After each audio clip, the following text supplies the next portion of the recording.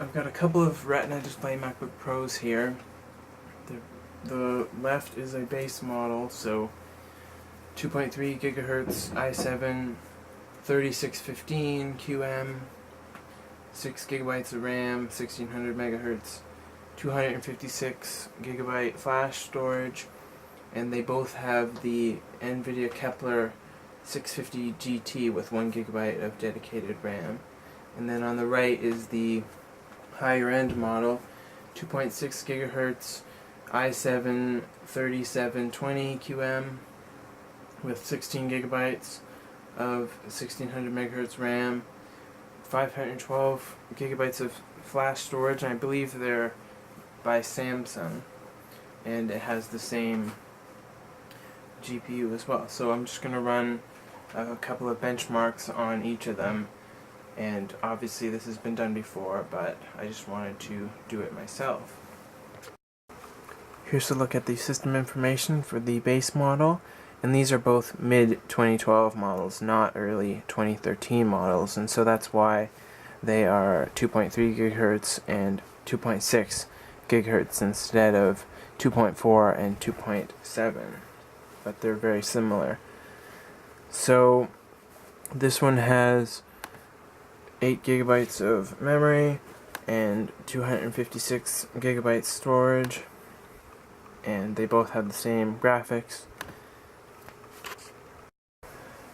This is the higher end model, and I've been testing both of them for a few days, and I'm very impressed with the base model, but this is the one that I'm going to keep for myself.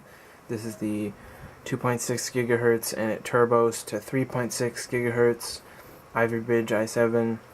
This one has the 16 gigabytes of RAM and the 512 flash. So, like I said, I'm very impressed with the base model, but this is the one I'm going to be keeping for myself.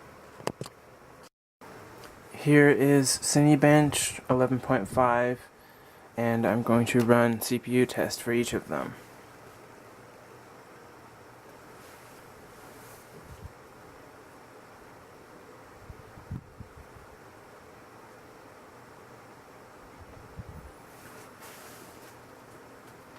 So that's the i7 3615 QM for the base model, and the i7 3720 QM for the higher end model.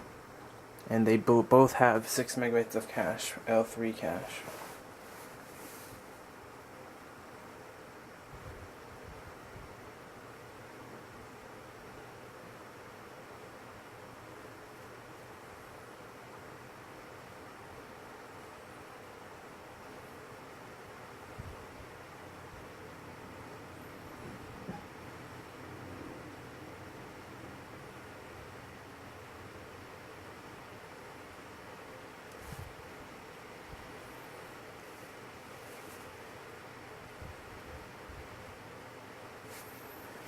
So the higher end model finished with 6.63, and the base model gets 6.18.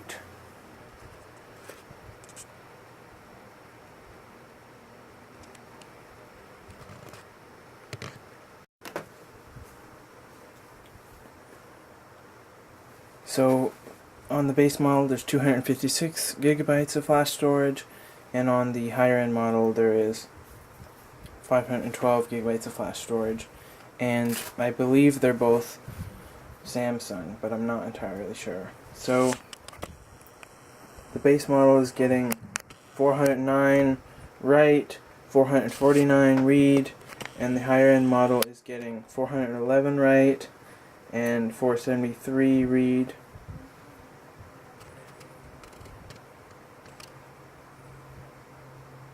'76, '77. So the larger disk is a little bit faster, which is normal.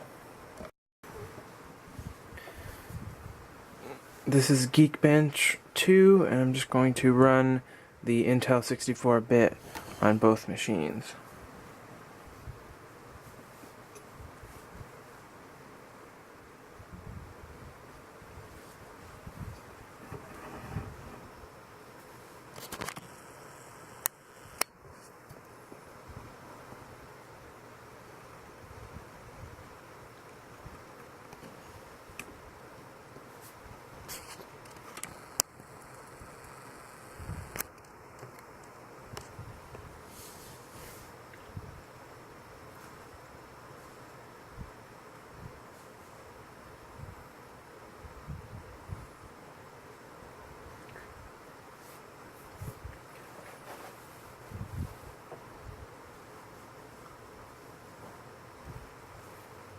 So I'm not really familiar with the Geekbench scores, but here's the summary for the base model.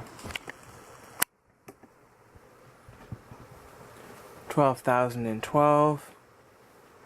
Processor performance 10,380. Floating point 17,842.